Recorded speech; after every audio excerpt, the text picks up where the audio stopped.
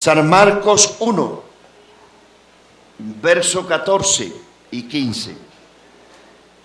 Después que Juan fue encarcelado, Jesús vino a Galilea predicando el evangelio del reino de Dios, diciendo: el tiempo se ha cumplido y el reino de Dios se ha acercado.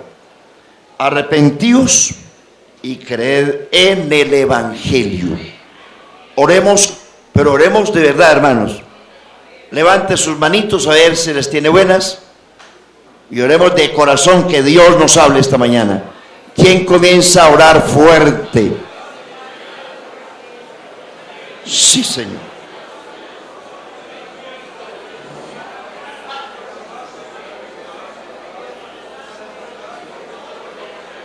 En el nombre de Jesús, gracias. Gracias, Señor, porque eres bueno. Porque para siempre es tu misericordia y tu fidelidad. Enséñanos esta mañana. Enséñanos esta mañana. En el nombre de Jesús.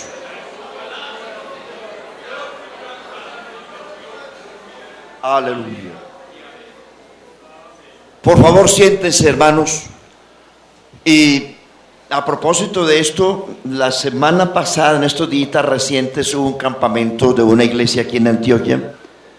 Y por descuido de los coordinadores del evento, una niña se ahogó en la piscina. Y usted ya sabe lo que pasó también en el Amazonas esta semana. Entonces, el gobierno está con las orejas, con las pilas puestas, y por ahí el mismo gobierno está revisando los templos. Aquí ya vienen a revisar las instalaciones de gas y otras, y todo eso redunda en beneficio de la seguridad de la iglesia. Y no nos gusta que nos exijan, pero es que donde se reúnen 600, 700 o más personas, se requiere que el escenario tenga la seguridad, como mínimo las mínimas, y nosotros normalmente no tenemos ni las mínimas. Por eso, hermanos, vamos a ponerle, nos va a tocar hacerlo a las malas. Y los hermanos que van al campamento, por favor, ya los hermanos autorizaron, aquí la circular que les voy a entregar el jueves. Ellos autorizan al consistorio a hacer eventos, pero bajo ciertas normas de seguridad muy estrictas. Entonces, pero la Biblia dice que por causa de las transgresiones viene la ley, y toca así. Bueno, hablemos del reino, hermanos. El reino de Dios se ha acercado. Esa palabra, el reino de Dios se ha acercado, manifiesta una expresión como que el reino de Dios hubiese estado lejos, o que en algún momento Dios reinó en los hombres y que luego se fue y no volvió, o que Dios ha dejado de controlar las cosas.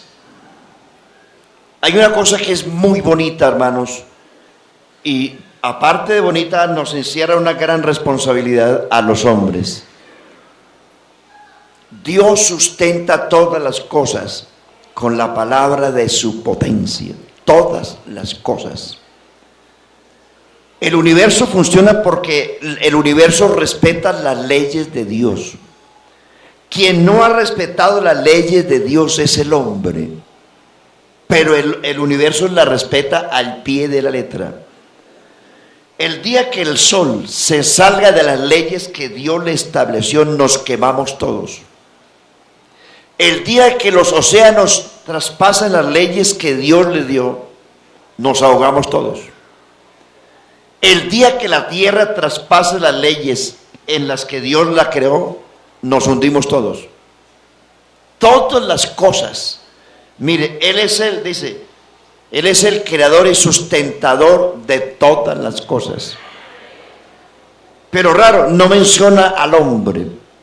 porque todas las cosas Dios las hizo bajo su control, pero al hombre le dio libre albedrío.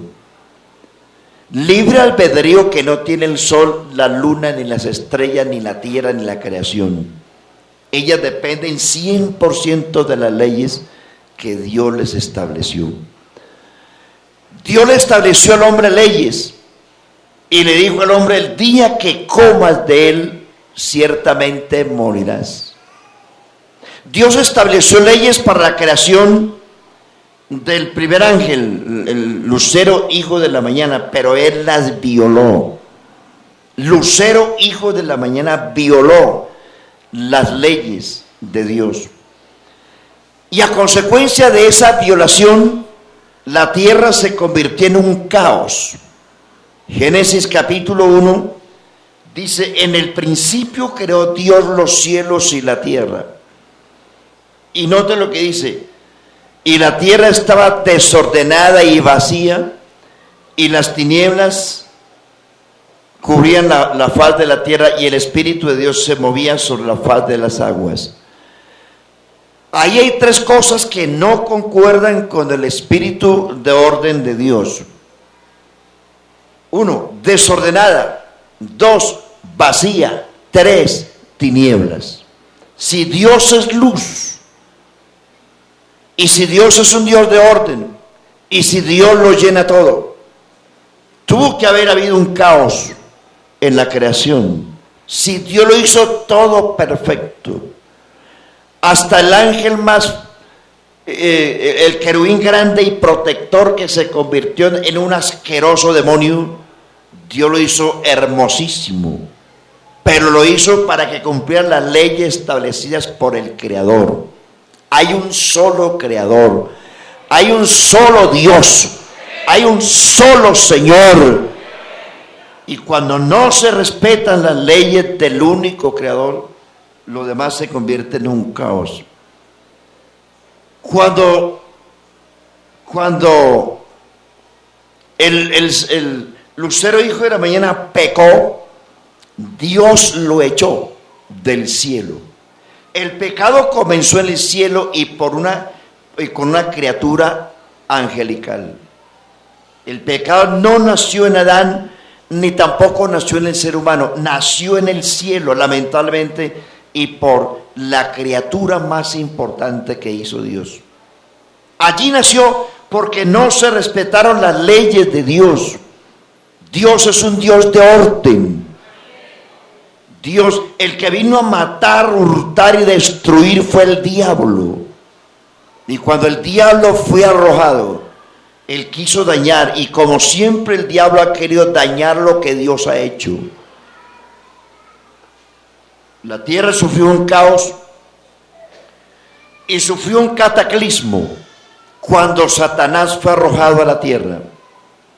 Usted nota en el capítulos 1 y 2 de Génesis, dos etapas distintas de la creación. El versículo 1 de Génesis, del capítulo 1, dice: en el principio creó Dios. Dios no pretende convencer al hombre de su existencia. Dios no discute con el hombre su existencia. Simplemente Dios afirma que Él existe.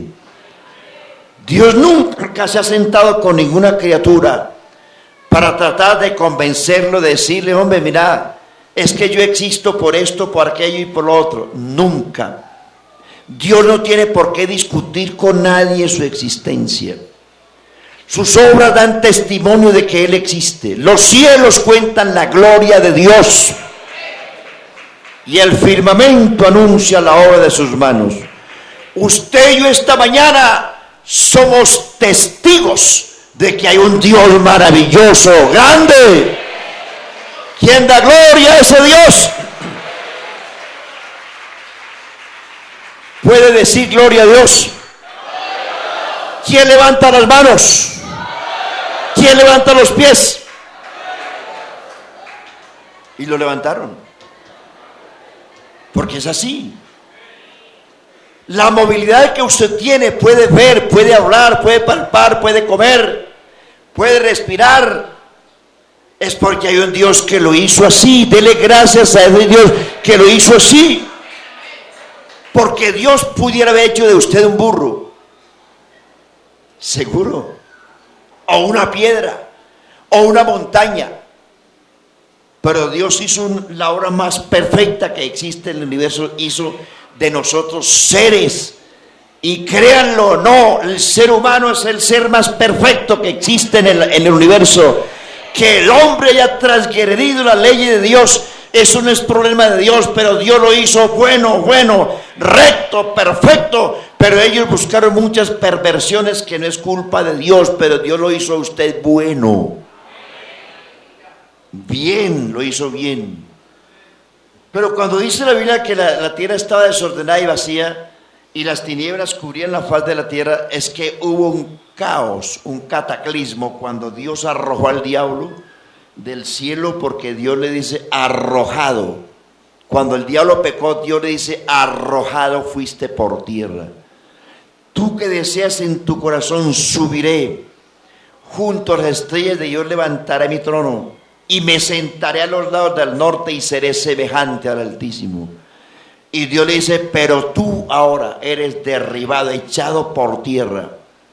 Y dice, tú, querubín grande y protector, que te holgabas de lo que eras. El capítulo 28 de Ezequiel dice, la multitud de tus contrataciones ensoberbeció tu corazón y se levantó contra Dios. Ahora echado eres por tierra como tizón arrebatado del incendio. Y le dice, gusanos serán tu cama y gusanos te cubrirán. Espanto serás y para siempre dejarás de ser. Con Dios es así. O se cumplen las leyes o se acaba todo. Porque a Dios, como decía el domingo, el trono de Dios se construye sobre o con base a la autoridad. Cuando no se respeta la autoridad, cualquiera que sea, llámese divina, eclesiástica, civil, militar, cualquier autoridad, cuando se violan las leyes, las cosas se convierten en un caos. Las leyes existen porque Dios las estableció. Romanos capítulo 13 dice, sométase toda persona. ¿A quién? A las autoridades. Porque no hay autoridad sino de parte de Dios, y las que hay por Dios han sido establecidas. Porque las autoridades no son puestas para amenazas de la gente, sino para beneficio de la gente. Dice, porque no en vano lleva la espada, sino para castigar al culpable. ¿Quieres pues no temer la autoridad? Haz lo bueno y tendrás alabanza de ella, porque es servidor de Dios. Ese policía o ese soldado, ese alcalde que gobierna, que dirige, que hace que las leyes se cumplan, es una autoridad puesta por Dios. No importa la sanguijuela que sea. Lo que Dios respeta no es la persona, sino la autoridad de la cual está investida esa persona. Es la autoridad.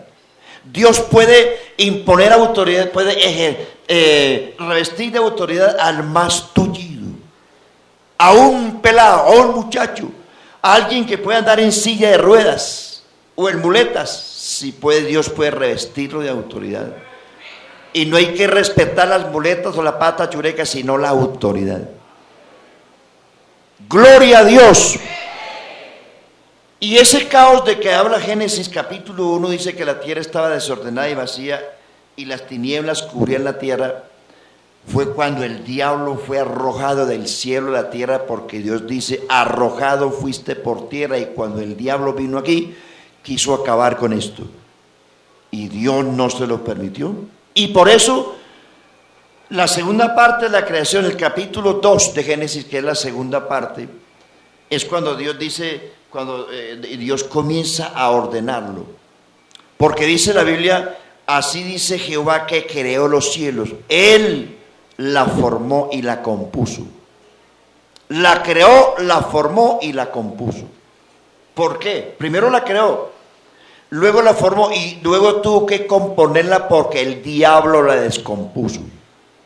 Y ahí es donde aparece Dios ordenando todo, colocando cada cosa en su sitio Y cuando ya todo estaba en su sitio, Dios hizo al hombre. Ya el sol en su lugar, la luna, etcétera, la tierra, las aguas en su lugar. A lo seco llamó tierra, a las aguas llamó mares, al espacio llamó firmamento, y a esto llamó aquello y lo otro. Y luego Dios dijo: hagamos al hombre. Porque el hombre es cuando ya Dios ordenó todo, puso al hombre para que fuera el mayordomo de lo que él había hecho.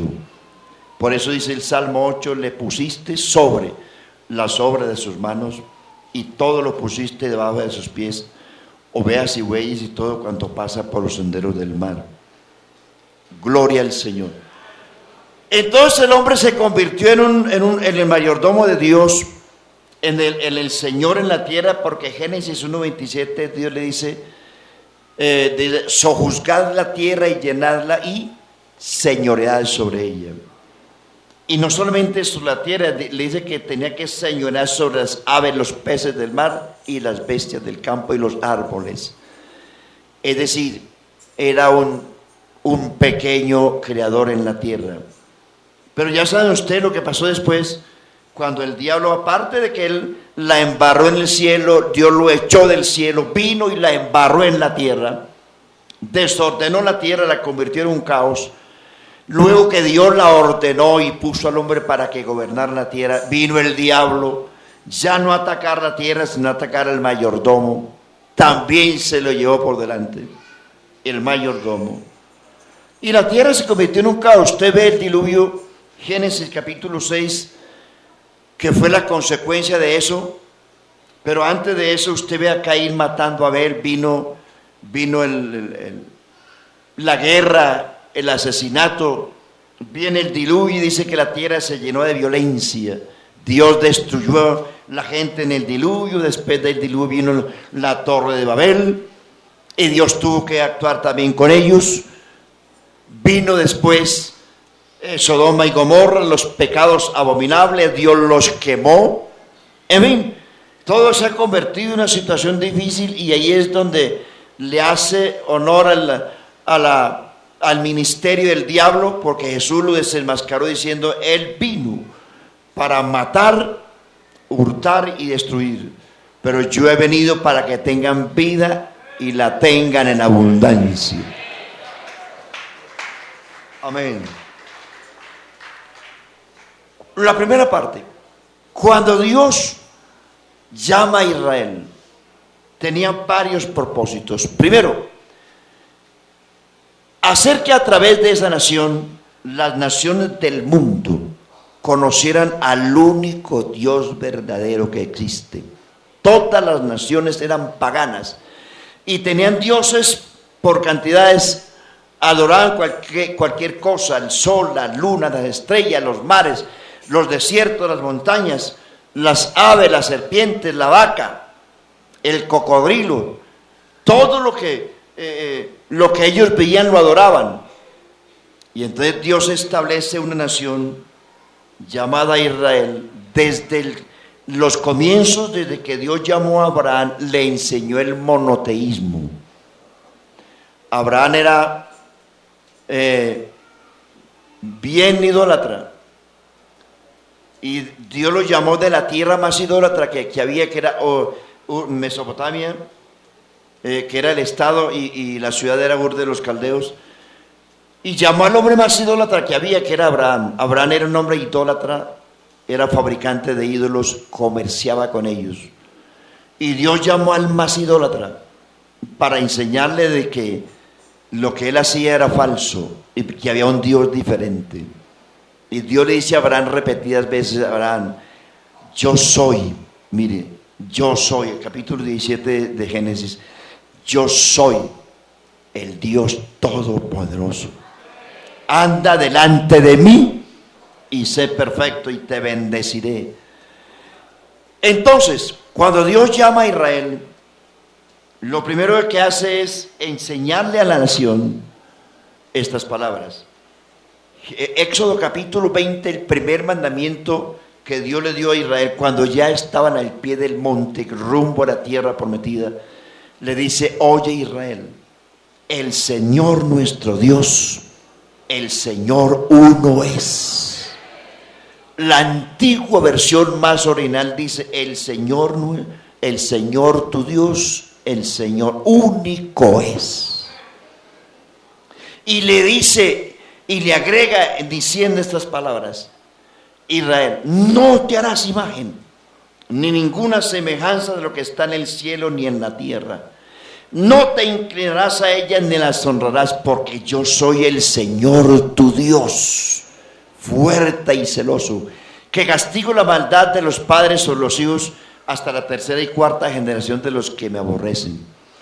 Y sigue con el tercer mandamiento: no tomarás el nombre del Señor tu Dios en vano. Fue reiterativo: yo soy el único Dios. Cuando Moisés le leyó la segunda ley en el Sinaí, ellos recibieron primera vez la ley. En Deuteronomio, en el Sinaí, cuando iban rumbo a la tierra prometida, cuando apenas empezaba la peregrinación, les dio la ley por primera vez. En Deuteronomio todo el libro, pero sobre todo el capítulo 4 y el 6, ya estaban los llanos de Moab rumbo, ya estaban cerca de la tierra prometida. Moisés les repite la ley. Por eso dice Deuteronomio quiere decir repetición, o sea, repetición de la ley. Y el capítulo 4 de Deuteronomio, Dios le dice: acuérdense, desde el verso 15, acuérdense. ¿Aló, hermanos? ¿Cierto que está haciendo calor? ¿Necesitamos aire acondicionado o no? ¿O aire acondicionado? ¿Le ponemos aire acondicionado a esto? ¿Amén o no? ¿Están de acuerdo? Levanten la mano. Vale 100 millones. ¿Eso vale? Aire acondicionado, porque acondicionado ahí están soplando la manita con él. Bueno, 4:15 de Deuteronomio, Dios le dice a Israel: acuérdense que ninguna figura visteis de mí en el monte cuando aparecí a vuestros padres, para que no hagáis imagen o efigie de varón o de cualquier otra cosa, para que no os corrompáis. Le dice: acuérdate, Israel, que ninguna figura visteis de mí, no hagáis ninguna figura de mí y de ninguna otra cosa. Yo soy el Señor tu Dios y no hay más. Y le dice: miren esto que le voy a decir, le dice Dios a Israel: ustedes tendrán que ser testigos que no existe en la tierra ninguna nación, ningún pueblo que tenga un Dios tan cercano como lo tienen ustedes. Ustedes son los privilegiados, porque ninguna nación puede decir que el Dios del cielo haya venido a ellos para rescatarlos con señales, con guerras, con prodigios y con brazo extendido. ¿Qué nación hay entre todas las naciones que ha sido rescatada de otra nación siendo una nación de esclavos? Y que Dios la haya rescatado de otra nación más fuerte que ella, sin armas, sin guerra, sino que Dios mismo haya extendido su brazo con señales y prodigios y les haya rescatado. Ninguna nación tiene un Dios tan grande como lo tienen ustedes. Ninguna nación, le dice Dios a Israel, tiene un Dios tan cercano como lo tienen ustedes. Sin ídolos, sin imágenes, sin efigies, sin figuras, porque yo, el Señor, soy espíritu y soy vida y soy verdad y estoy en todas partes. Y le dice Dios: acuérdate, Israel, de todas las guerras que el Señor tu Dios libró para sacarlos, no porque hayan sido ustedes los mejores. No, ustedes no son los mejores. Ustedes van a ser un pueblo santo y consagrado a Dios, no porque sean los mejores, sino porque el Señor les amó y quiso concertar el pacto que juró con vuestros padres Abraham, Isaac y Jacob. Ustedes eran los peores, eran los esclavos en Egipto, y cuando nadie daba un peso por ustedes, el Señor descendió desde el cielo con prodigios y señales y los rescató.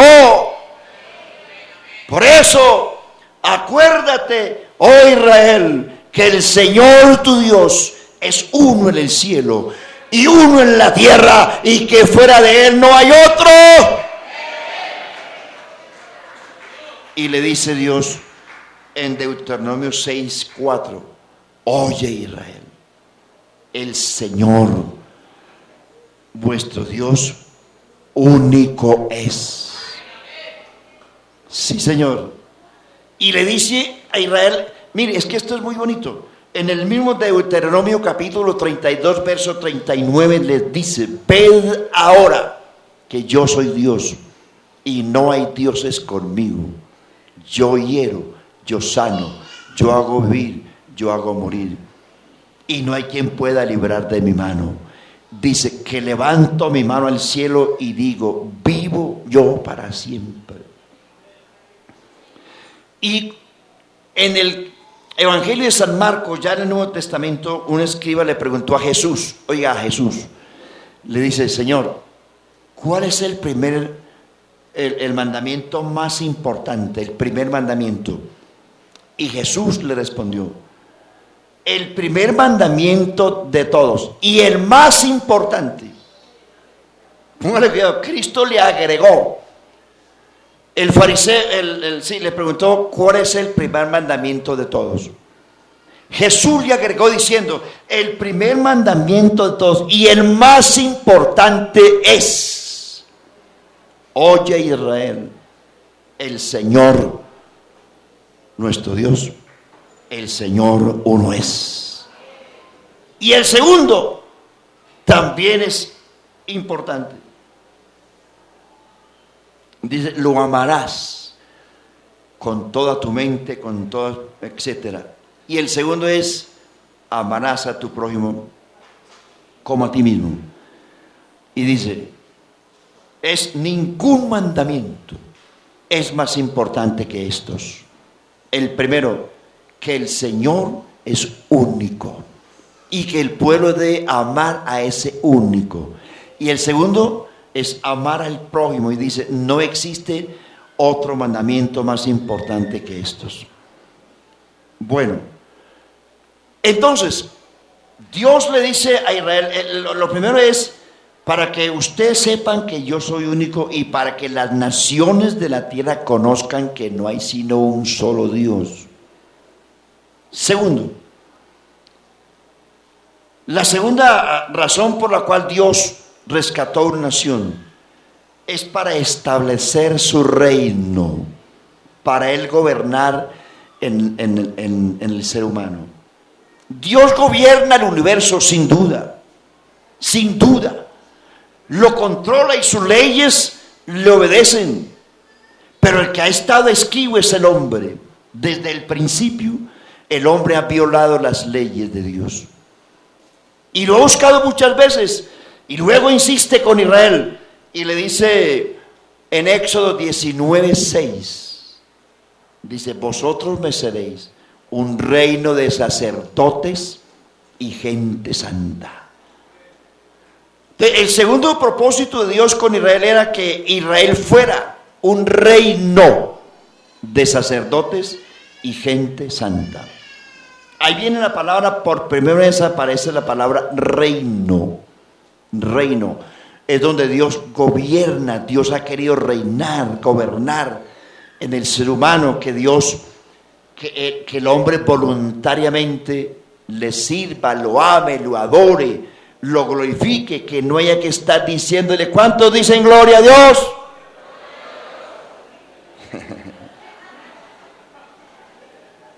Siempre nos despistamos a veces, hermano. ¿Estamos en el culto? Levanten la mano los que no están en el culto. Sí, hay como 5.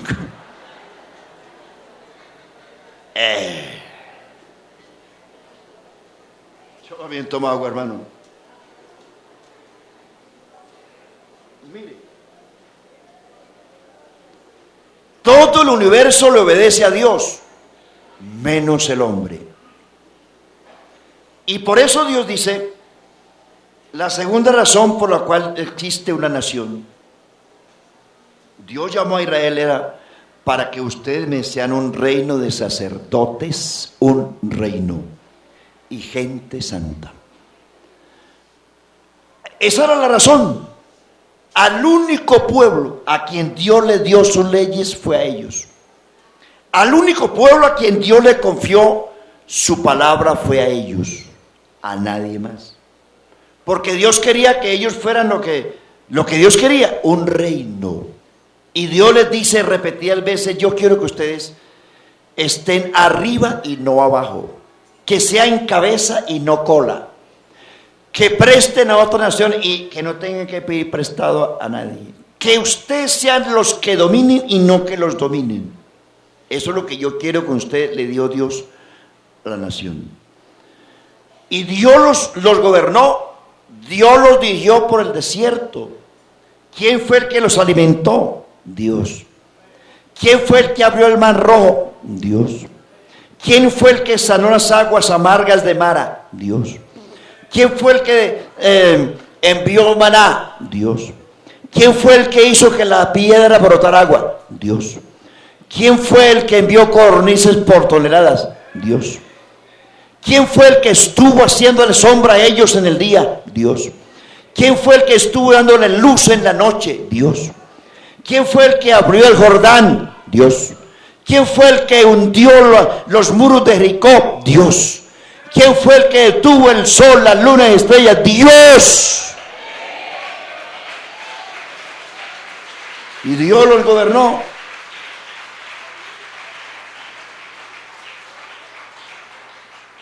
Cuando Dios gobierna, esto se pone bueno. Pero cuando Dios no gobierna y es el hombre el que gobierna, siempre va fracasado. Entonces, vino la época de los jueces, la conquista. Dios les entregó las ciudades. Vino la época de los jueces y vino la apostasía de Israel. Terminó el último juez, que fue Samuel. Samuel fue el último juez y el primer profeta. Allí comienza el caos de la nación. Hasta que Dios los dominó, fueron una nación soberana, temible, y no hubo gente que se pusiera delante de ellos que no hubiesen sido destruidos. Pero hubo un momento, en el primer libro de Samuel, capítulo 8, cuando dice la Biblia que la lámpara de Jehová se apagó porque no hubo recipientes santos. El último sacerdote fue Elí, y él fue perverso con toda su familia. El capítulo 8 del primer libro de Samuel, allí termina la primera fase del reino. Desde que Dios los sacó de Egipto hasta ahí, Dios los gobernó. Dios estuvo con ellos, reinando en ellos, y fueron un país bendecido. El capítulo 8 del primero de Samuel, Israel se levantó contra Dios, y le dijeron a Samuel: nosotros queremos un rey como lo tienen las demás naciones. No queremos que nos gobiernen más jueces, sacerdotes, videntes. Queremos un rey como los demás. Las naciones tienen rey que los dirigen, que los guían, que salen a las batallas con ellos. Nosotros también queremos un rey. Y Samuel le presentó esa queja a Dios, y lloraba Samuel como un niño chiquito. Y le dice Dios, ponle cuidado, es que Dios no obliga a nadie. Amigo, si usted quiere ser salvo, Dios quiere salvarlo. Pero si usted no quiere, Dios no lo va a obligar. Y hermano, si usted no quiere ser buen cristiano, Dios no lo va a obligar. Dios no va a venir ahora y le va a poner la espada en la cabeza y le va a decir: o te volvés evangélico o te mato. No, Dios no lo va a hacer. El evangelio es el plan de Dios para salvación, y Dios le ofrece, la mesa está servida. Si usted quiere venir, Dios dice: si alguno quiere venir, venga. Si alguno quiere venir en pos de mí, niéguese a sí mismo, tome su cruz y sígame. Gloria a Dios. Esto es voluntario. Nosotros estamos aquí porque nos hayan puesto una espada en el pecho o una pistola en la cabeza.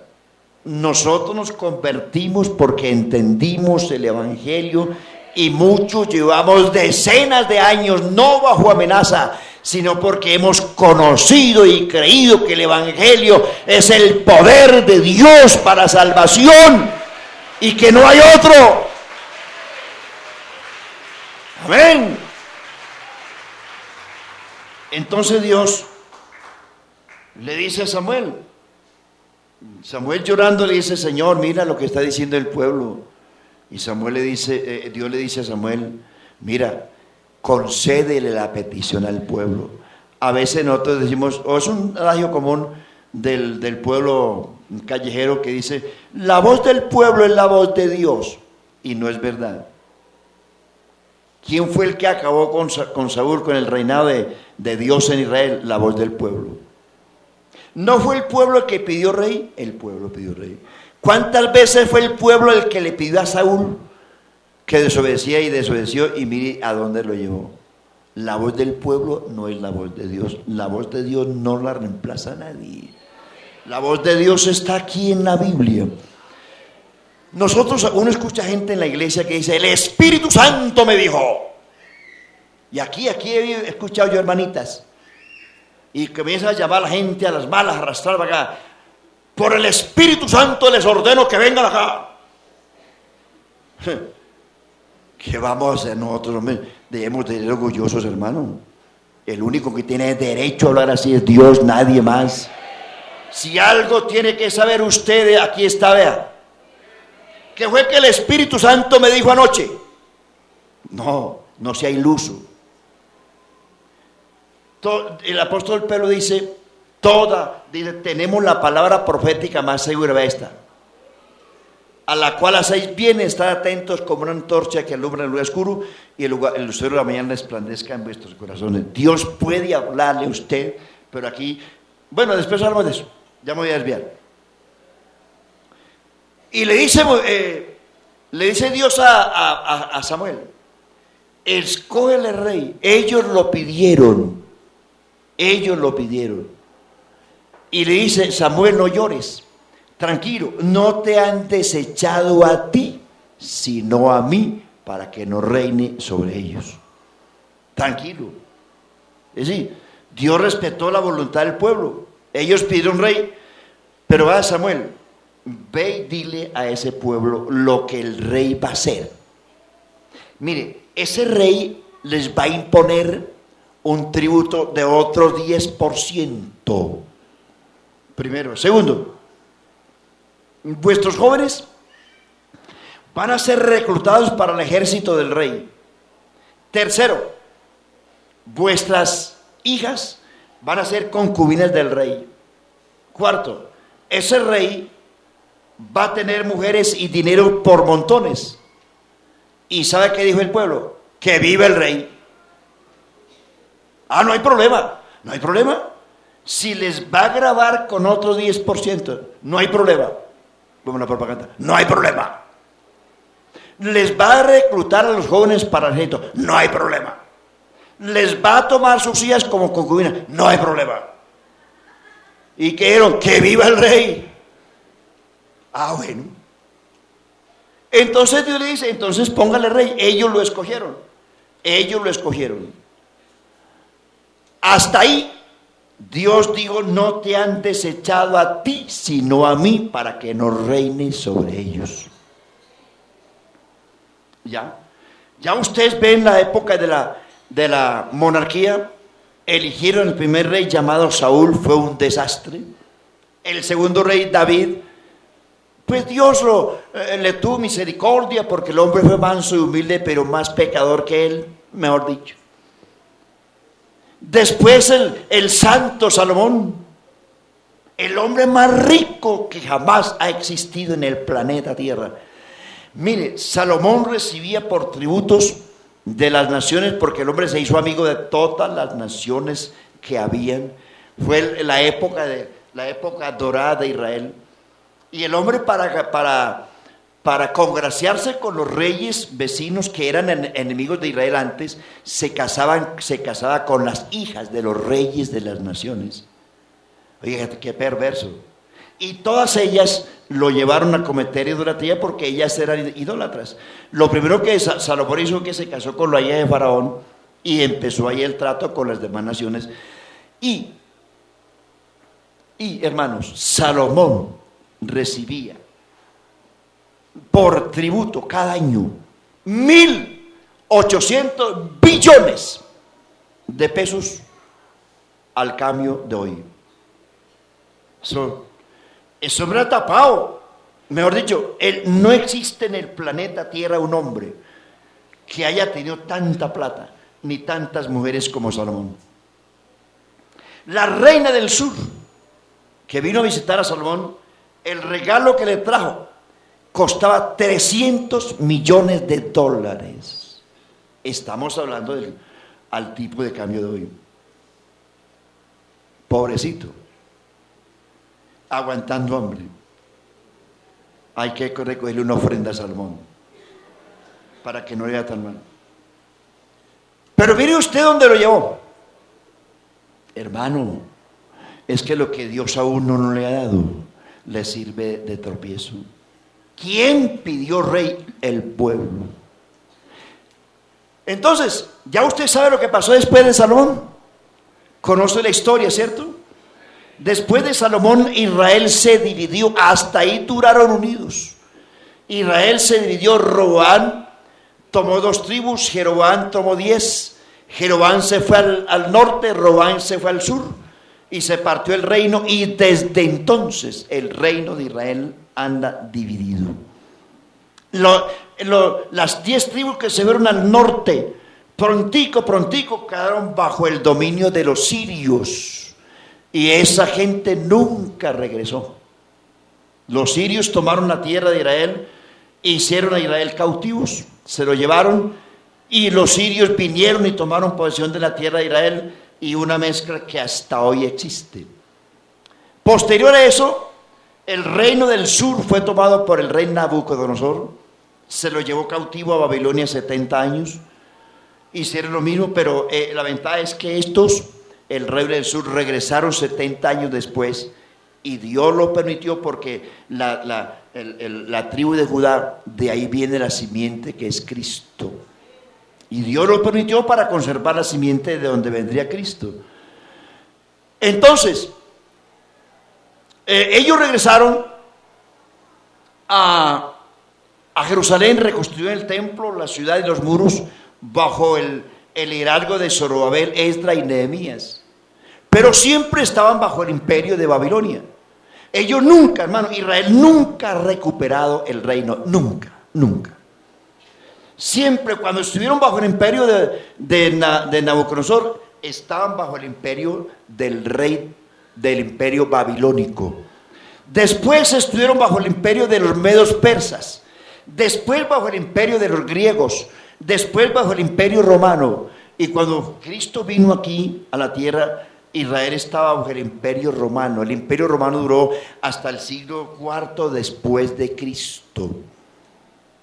En el año 70 después de Cristo, el emperador romano que existía en ese momento, él fue el que tomó a Jerusalén, destruyó la ciudad, el templo, se robó todo, mató a más de 1 millón de judíos, y el resto de judíos fue esparcido por el mundo. Estoy hablando del desastre que causó Israel porque dijeron no queremos más que Jehová reine, que reine otro rey sobre nosotros. Y mire usted las consecuencias. Siempre, cuando el hombre toma la decisión, siempre se fracasa. Deje que Dios gobierne, hermano. Deje que Dios gobierne su vida. Deje que Dios gobierne su hogar. Deje que Dios gobierne su tiempo. Deje que Dios gobierne su bolsillo.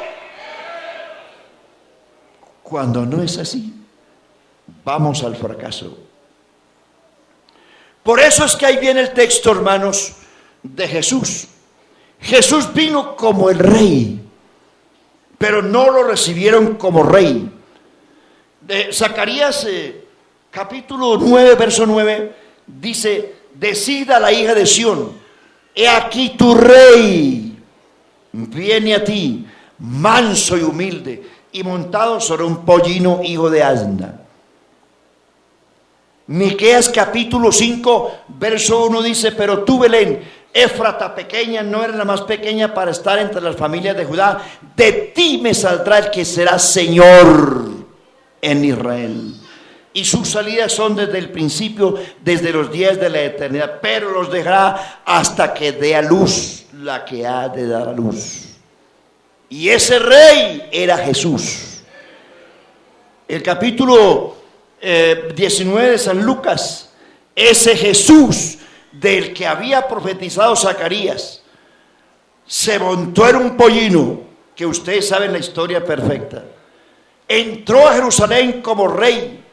Los escribas y encopetados del pueblo lo maldijeron, pero los pobres del pueblo, la clase popular, las comunas del pueblo, los niños del pueblo, tendían mantos y ramas y palmas al paso de Jesús y decían: Hosana al Hijo de David, bendito el que viene en el nombre del Señor.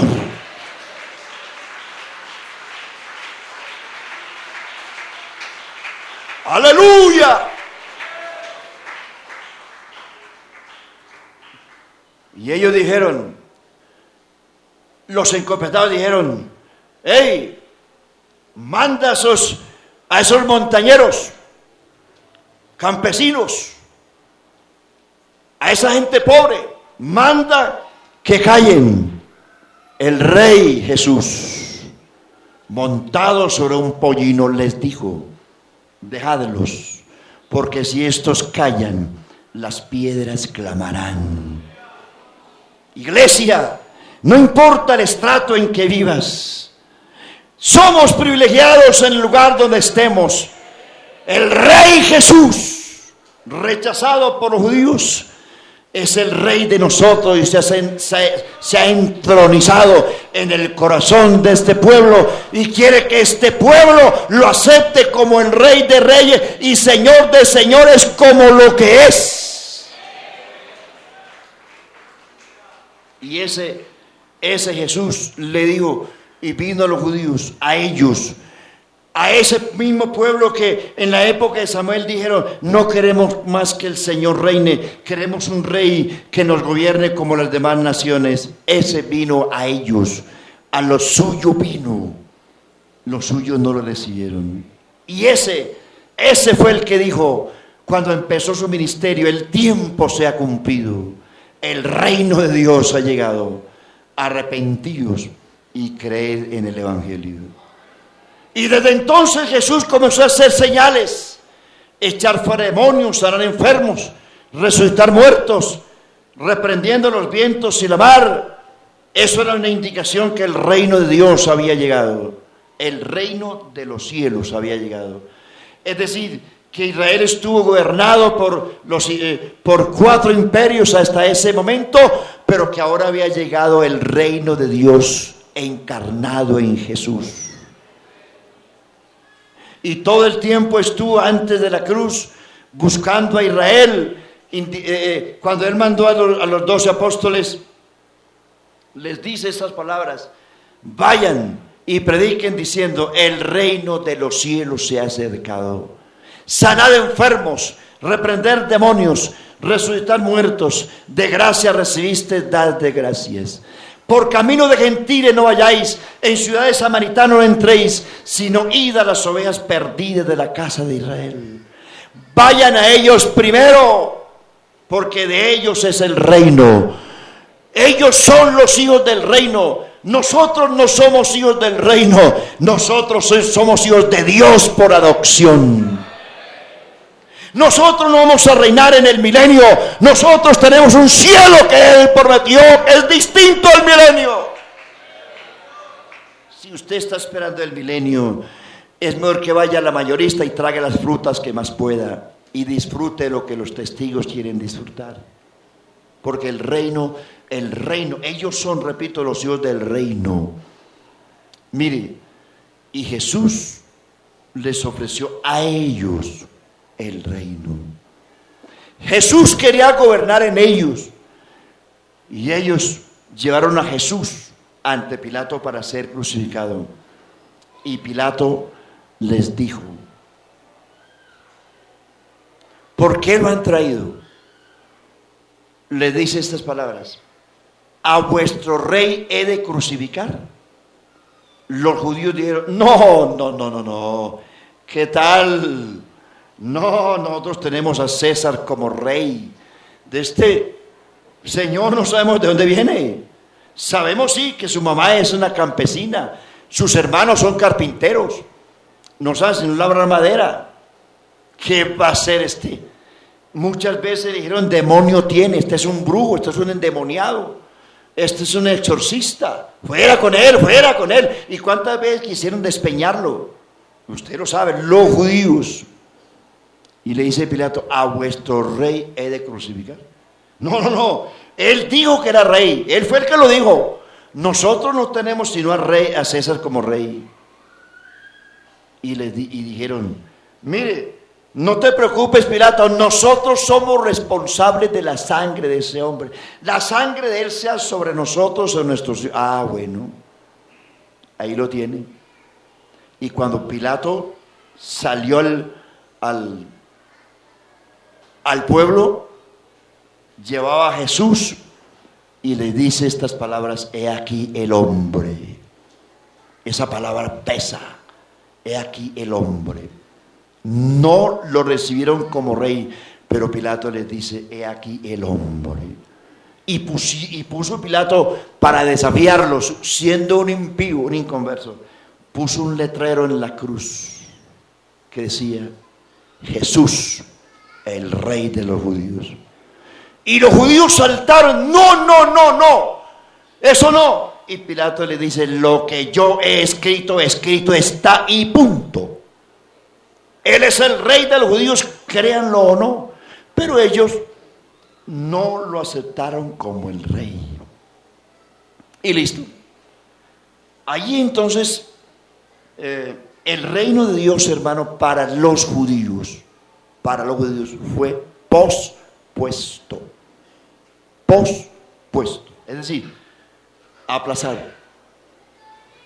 Desde entonces, desde su muerte, Jesús antes de la cruz había dicho: tengo otras ovejas que no son de este redil. A estas debo llamar. Tendrán un rebaño y un pastor. Después de la resurrección de Cristo comienza la segunda etapa del reino. La segunda etapa del reino es la iglesia, es usted, soy yo. Pero no es un reino terrenal, es que esto es lo que es glorioso. Cristo vino a ofrecerle a Israel un reino terrenal. Ellos tuvieron un reino terrenal, una tierra prometida. Tuvieron que hacer guerra, conflictos entre naciones para mantener su estatus de nación republicana. El reino de Dios, después de la muerte de Cristo, Jesús ordena que se predique el evangelio, porque el evangelio son las buenas nuevas de Dios. El evangelio es el que vino a instalar el reino. Y dice: vayan por todo el mundo y prediquen el evangelio a toda criatura. Ya no solo a los judíos, sino a toda criatura. El que creyere y fuere bautizado será salvo, mas el que no creyere será condenado. Jesús, hermanos, después de la resurrección se convierte, antes de la cruz, es el Cristo Redentor. Después de la cruz, Jesús es espíritu vivificante. Antes de la cruz, Él no podía derramarse en el corazón de ningún hombre, porque Él era también un hombre. Pero después de la muerte y resurrección, dejó de ser un hombre para ser espíritu vivificante. Y por eso en el día de Pentecostés le dice a los judíos: este Jesús ha sido exaltado por la diestra de Dios, habiendo resucitado, y Él, este Jesús, es el que ha derramado el Espíritu Santo que ustedes ven y oyen. Este Jesús es el que derramó el Espíritu. Ese Jesús que vino como rey, como hijo redentor a Israel, ese mismo Jesús después de la cruz se manifiesta como Espíritu regenerador. Y como Espíritu regenerador establece la segunda parte del reino de Dios, que es la iglesia.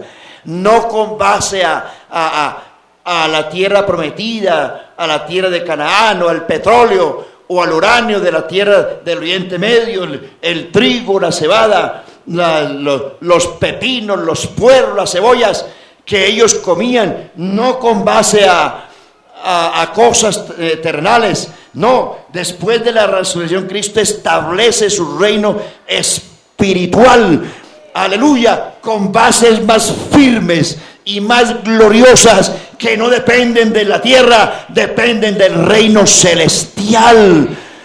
Amén. Romanos 14:17 dice: el reino de Dios. Oigan, testigos de Jehová, el reino de Dios no son aguacates, ni guanábanas, ni anacondas, ni tigres, ni rinocerontes, ni papayas, ni melones. El reino de Dios no es comida ni bebida, sino justicia, gozo y paz por el Espíritu Santo. ¡Gloria a Dios! Sí, Señor. Por eso dice Efesios 1:3: bendito el Dios y Padre que nos bendijo. En todo el Nuevo Testamento, en las cartas de Pablo, hay 75 bendiciones espirituales. Dice que nos bendijo, no que nos va a bendecir, ya nos bendijo. Ya, con toda, mire, con toda, no con algunas, que nos bendijo, con toda. Dígalo, con toda. ¿Usted lo cree? Que nos bendijo. Aleluya. Con toda bendición espiritual en los lugares celestiales en Cristo. Toda. En Cristo lo tenemos todo, porque en Él habita toda la plenitud de la deidad corporalmente. En Cristo lo tengo todo. Amén, amén, amén, amén. Con toda bendición espiritual.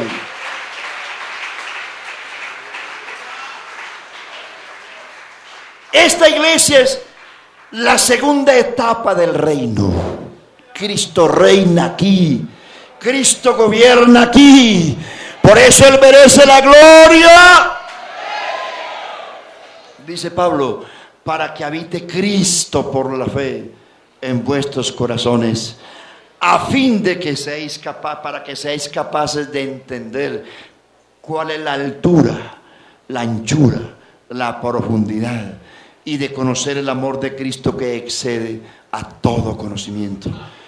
Y Pablo dice: por esta causa yo oro por ustedes, para que Dios les dé espíritu de sabiduría, para que ustedes entiendan la grandeza, la magnitud, el poder, el honor, aleluya, que tenemos de ser iglesia. No somos cualquier babosos, hermanos. Somos bendecidos por el Señor. En Cristo lo tenemos todo. Si usted... A ver, levántese, hermano, póngase de pie. Levante sus manitos y dale gracias a Dios. A ver. ¿Dónde está el reino de Dios? ¿Dónde está? A ver, diga usted: yo soy parte de ese reino. Cristo vive en mí, Cristo vive en mí. Con Cristo estoy juntamente crucificado. Ya no vivo yo. Cristo vive en mí. Señor Jesús. A ver. A ver, que el Espíritu Santo se mueva en su corazón.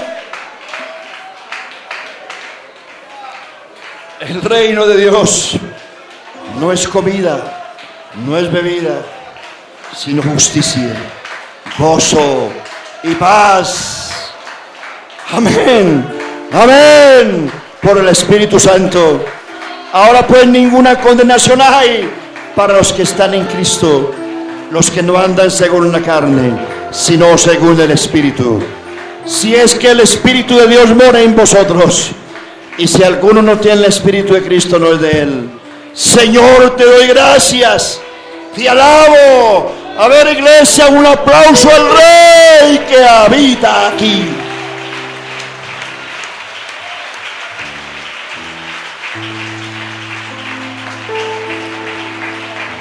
¡Aleluya! ¡Aleluya! No hay otra